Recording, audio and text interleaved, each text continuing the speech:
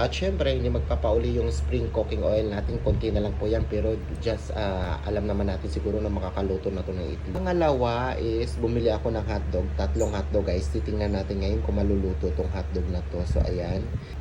Pangatlo, bumili din ako ng itlog. So ayan. So ang gagawin natin ngayon guys, umpisa na natin yung pagluluto kasi 12 o'clock na in the afternoon. So gagawin natin ngayon, isasalang na natin yung kawali doon sa ilalim ng araw. Let's go! Guys, ilalagay na natin ngayon tong kawali. Titingnan natin. So, ayan na po yung kawali. So, ano muna natin siya ng 10 to 20 minutes kung masyado na siyang mainit. Balikan natin siya mamaya.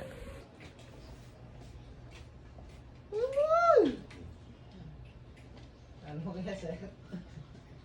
Guys, so babalikan natin yan after 10 minutes guys. Patay mo na. Bot. Kunwari ito muna. Gigi.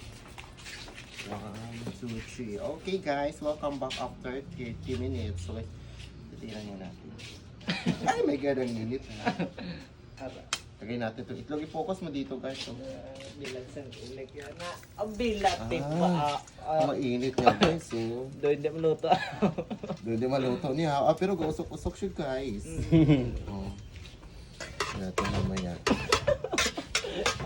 Oh, ito na yung init dito sa Valenzuela, 46 degrees. Ay, 36 pala. Ay, oh, tingnan nyo guys, naluto yung itlog.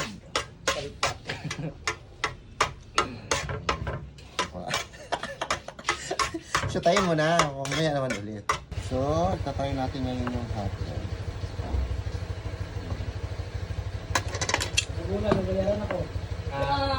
Patay mo na yun. So, ayan na guys. Ito na. Patay mo na. Ano yan na? Imbot na na alay sa Oh gasol. guys, tingnan nyo guys. Oh, naluto siya. So, nagluluto tayo ngayon sa Under the Sun. So, ayan. So, ngayon ang gagawin naman natin guys, ito try natin yung hotdog.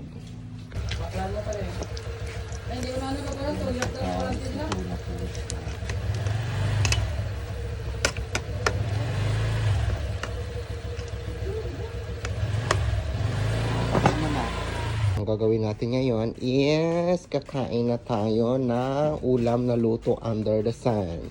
O